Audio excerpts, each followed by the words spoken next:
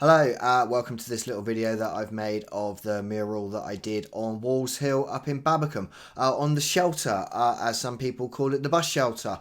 Although no bus has ever been there, there's no road actually goes nearby, but it is known by some as the bus shelter, and it used to be covered in horrible graffiti, and it's a place that I've known since I was a small boy, really, as I used to rock climb nearby at Anstey's Cove. So I volunteered to do a mural on it to brighten it up. I thought it would be a nice thing to do for the community, help sort of get some interest in having murals done to sort of combat graffiti.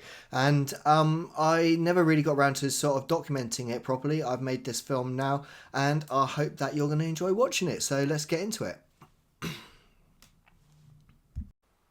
Alright, so the background blue fading to cream we did first. I say we because it was my dad helped me with the whole project. Just getting up to the shelter was I'd say it's about a mile up a quite a steep path. We used one of those collapsible trolley things. I filled it up with everything that we needed, and we were up there for the full day. And we did it in February as well. And yeah, it was pretty it was good weather, but it was cold and windy on some of the days. Anyway, I started off with the trees.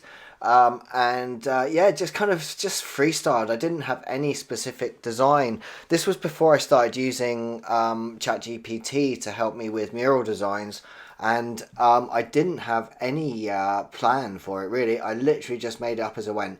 I knew I was going to do a fox on this face, a badger on the other face, some birds, and I wasn't sure on the fourth face.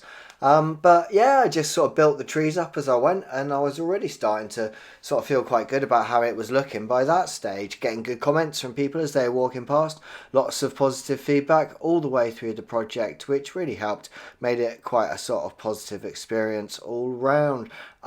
So yeah, got trees done, just kind of shading them in, just kind of worrying about the colours all the time, thinking, oh, is this the right colour? Am I doing this the right colour? Greens and browns are not my strong point, and when you're doing nature murals, they tend to be quite a lot. So, yeah, I kind of worry about things like that a little bit, probably too much when I'm doing murals, like most artists.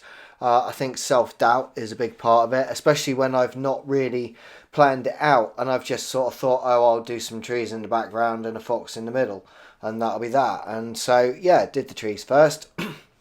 And then this was round the corner on the inside. That was on like the south-facing wall that I did there first. This was on the east-facing or inside part of the actual under the shelter. And this was where the worst of the graffiti was before. Now, this was one of the quite windy days. You can see the plants fluttering around there. Hood is up. Gilet is on.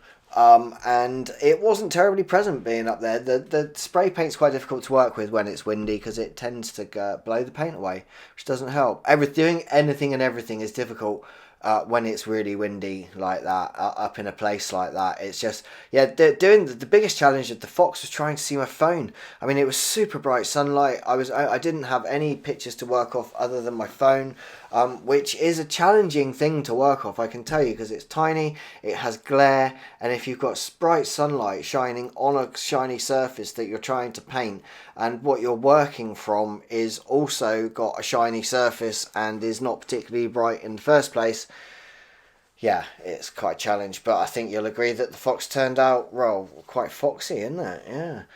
So this was around the other side then. This would have been the west face. And this was always going to be planned to be the birds. And this is the most visible face. It looks out into the middle of the Walls Hill area, the area above the old quarries that we now call Anstey's Cove, the rock climbing area, although most people know Anstey's Cove as the little bay where there is a cafe and a little beach, that is what's called Anstey's Cove, but actually rock climbers know Anstey's Cove for the rock climbing there, and Long Quarry Point, of course, is just below this shelter. So rock climbers all know this shelter well. It's kind of part of rock climbing folklore, almost gets mentioned in guidebooks and stuff as a way to find things And I hope they have appreciated the work that I did here, because it was horrible before. It was covered in graffiti. It just looked really nasty and horrible.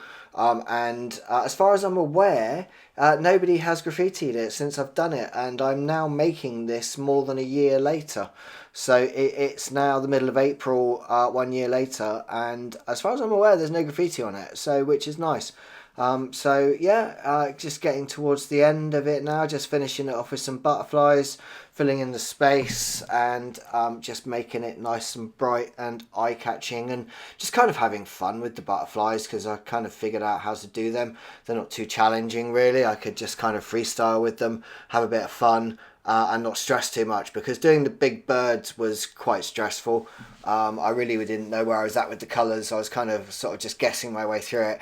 And one of them doesn't really look right in terms of what a bird should look like. But you know what? I don't think anybody really cares too much about that. I'm sure some people have kind of sort of raised an eyebrow, but there you go.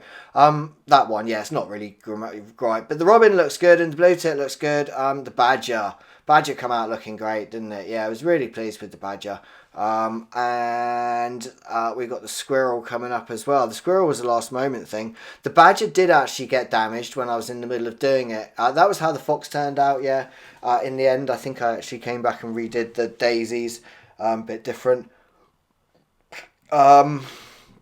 This wasn't how the birds finished. It was just the birds. I then came and did more butterflies. And well, you'll see there's the photos of the finished thing are coming up. And in fact, I should go and do a little short for YouTube up there at some point, have a walk around it and see how it's looking 1 year on, just to kind of maybe finish this film up. So hopefully that's coming up at the end of this, and hopefully you've enjoyed watching this, and future Rob will finish up.